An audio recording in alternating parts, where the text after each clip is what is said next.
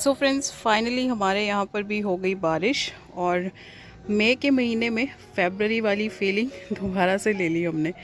मौसम बहुत अच्छा हो गया था बारिश के बाद। बादल थे, हवा चल रही थी ठंडी ठंडी, और मॉइस्चर जो होता है एनवायरनमेंट में वो भी था क्योंकि बारिश हुई थी, तो अच्छा लग रहा था काफ़ी।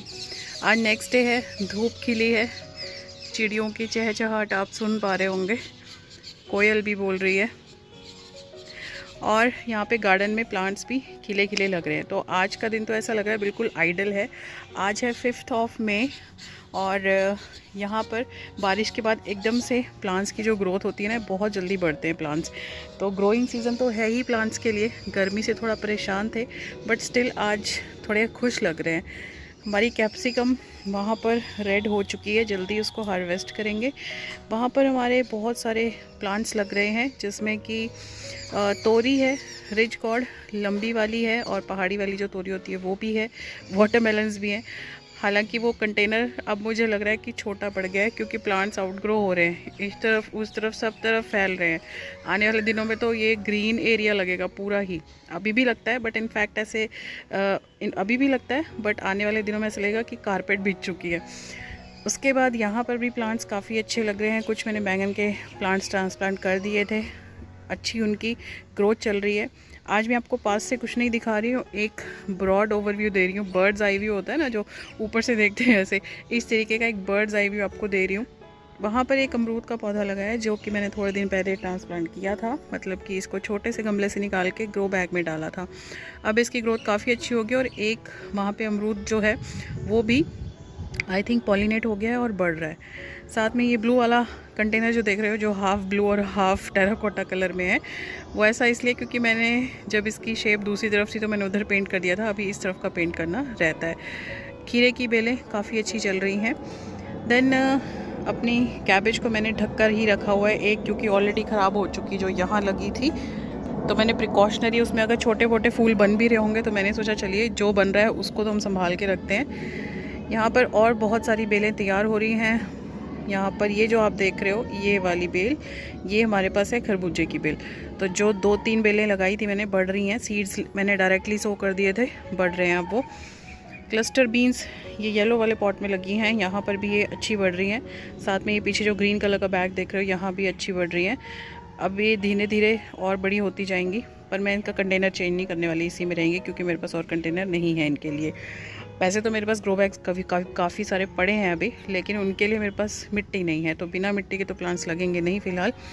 और उसके साथ साथ स्ट्रॉबेरी के प्लांट्स को बहुत बचाने की कोशिश कर रही हूँ। इस तरीके से प्लांट्स के नीचे भी रखे, अंदर भी रख के देख लिए, बट फिर भी गर्मी बहुत ज़्यादा थी, काफ़ी हद तक तो झुलस ही गए बेचारे। एक आधा अभी फिर भी चल रहा है, देखते हैं वो भी बेचारा कब तक सर्वाइव करेगा।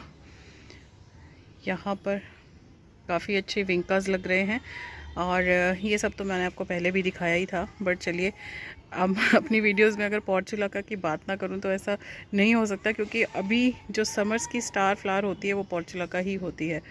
वहाँ पीछे की तरफ मैरीगोल्ड लग रहे हैं, मैक्सिकन पेटूनियाज भी लग रहे हैं, बोगनविलिया भी थोड़े थोड़े खिल रहे हैं। पहले जो लगे हुए थे वो सारे स्पेंट हो चुके हैं।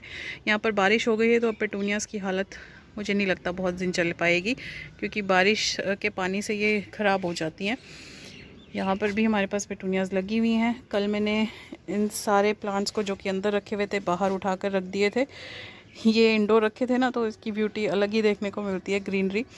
बट आज फिर मुझे इनको उठा के अंदर ही रखना पड़ेगा, बिकॉज़ बाहर रख के ये स्नेक प्लांट की सुंदरता ख़राब हो रही है, पीला पीला हो जाता है ये सारा, और अंदर रखा है तो एकदम ग्रीनरी बनी हुई है। I am liking those white वाले प्लांटर्स, बिकॉज़ इसमें लगे हुए जो प्लांट्स हैं वो बहुत सुंदर लगते हैं। ये देखो आप, ट्रेन की साउंड आ रही है तो उसके लिए भी आई एम सॉरी, मैं कुछ नहीं कर सकती क्योंकि ट्रेन आनी ही आनी है अपने टाइम पे। हाँ, अलग बात है कि कभी कभी वो शेड्यूल लेट भी होता है उनका, बट स्टिल ट्रैक बिल्कुल पास है हमारे घर के, तो फिर ये सब तो होना ही है।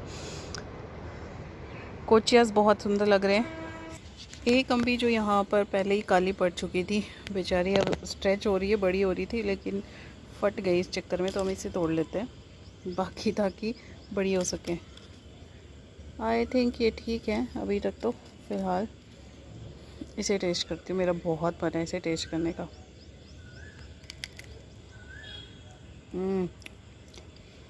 मज़ेदार एकदम, खट्टी खट्टी।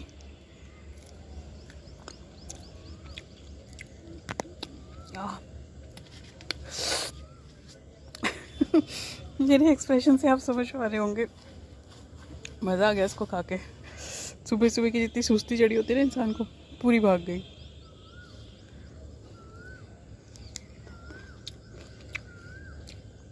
इसका छिलका भी फेंकने का मन नहीं है।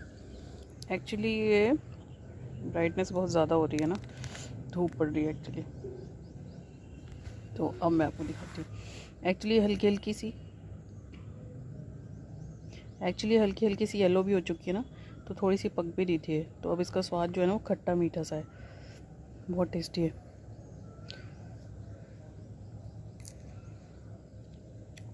अब मुझसे वेट नहीं हो रहा कि कब इसमें बहुत सारे फल लगेंगे। टेस्ट काफ़ी अच्छा है इसका। सो छोटा सा वीडियो, आई होप आप लोगों को पसंद आएगा। नेक्स्ट वीडियो में मिलूंगी आप लोगों से, तब तक के लिए stay happy, stay blessed, keep gardening. Thank you so much for watching. Mealy bugs की दस्तक मेरे गार्डन में हो चुकी है, बट मैं कोशिश करूँगी कि उनको कंट्रोल कर पाऊँ। मैक्सिकन पिटूनिया और क्रिसैंथेमम्स, ये 2 प्लांट है जहाँ मुझे मीली बग देखने को मिली है।